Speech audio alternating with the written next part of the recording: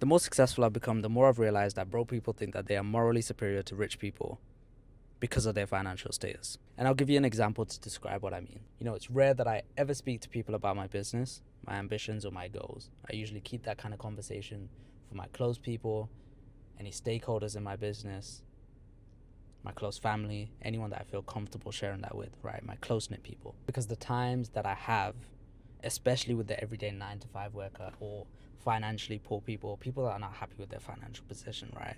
A lot of people will say things like, I don't care about money, rich people are greedy, money's not the only thing to life. At surface level, that sounded very, very humble, right? They don't need money to feel fulfilled. They've got relationships, they've got love, they've got all these other things in their lives. That means money doesn't matter to them, and money's not a figure that is important to them in their lives, right? Which is true, by the way. Relationships, love, friendships, health, all of these things are important, if not more important than money, right? They're all equally important as money. Money makes the world go round, so you do need money. But those are also equally as important. But this belief about money is not the only thing to life, or I don't care about money, or rich people are greedy, at surface level, that sounded humble. It's crazy wisdom, you know what I mean? But over time, I started to feel guilty for wanting more. I started to feel that it's greedy to be ambitious.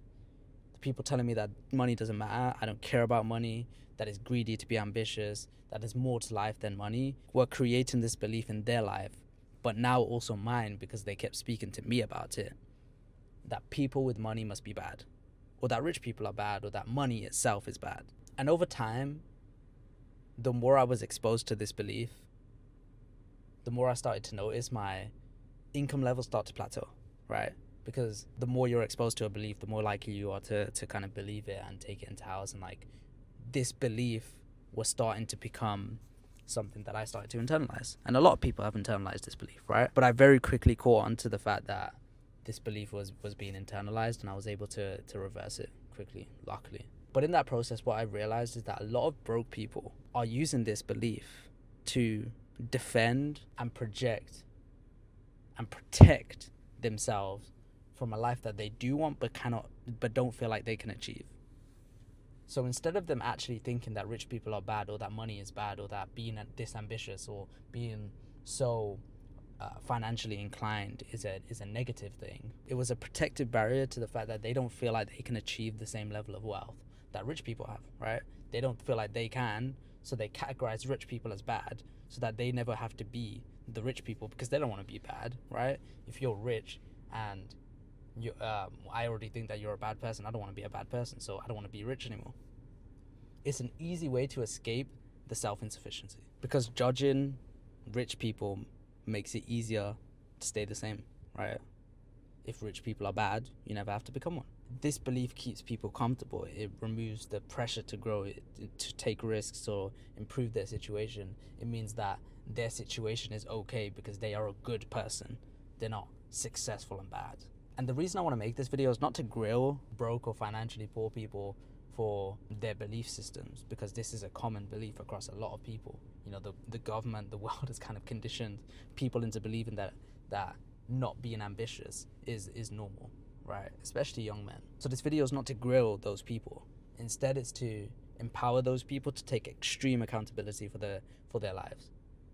Right? My dad always took extreme accountability for his life, and that was always fed into me as a child, which is that if anything happens in my life, it is a result of the actions that I have taken.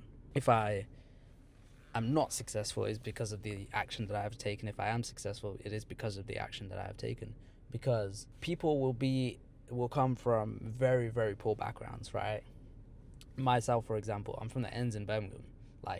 I was born in a rough area in Birmingham. I wasn't given the silver spoon. I wasn't fed with a silver spoon. I had to go and make that silver spoon myself. No one from my neighborhood has been successful like myself. No one. I don't know anyone that makes 10 grand a month, that has even reached 100 grand a month, or reached the numbers that I have, especially at such a young age. I have messages from my friends from sixth form, or people that I knew when I was much younger, telling me that they've never seen this kind of thing happen. And it's true. I was never given the conditions to succeed in, right? The same way a kid that has a successful dad might be exposed to connections that is enabling that person to go and build a successful business much quicker. Or the kid that has, connections to Oxford, the kid that has a dad who has connections to Oxford Uni, so they can get into Oxford Uni really quickly, right? I wasn't that kid, but my dad always taught me to take extreme accountability for my actions. And that is the one thing that has led me to the success that I have now, which is that no matter the position that I was in, I understood the cards that I was dealt and was able to use those cards to build a life that I actually enjoy and design the life that I actually enjoy and take control for my life. And that is the thing that most people miss. They do not take control for their lives. They feel like all these things have happened to them and they are not able to escape these things that have happened to them to go and build a life of success for themselves. And I say that all to encourage, once again, poor people to actually overcome that limiting belief that rich people are bad, or that money is bad, or that they have to shy away from their own self-insufficiency. You should push to be more successful. You should be financially inclined, because the life of someone that is able to generate a life of wealth is much more fulfilling than one that is living for the wealth creation of someone else. Because if you're not in my position where I'm an entrepreneur and I'm building my own life and I'm making my own money, oftentimes you're probably making someone else's money. I know what side I'd rather be on. So instead of treating money like this thing that only bad people have, you need to shift your mindset to that of someone who knows the power that money holds,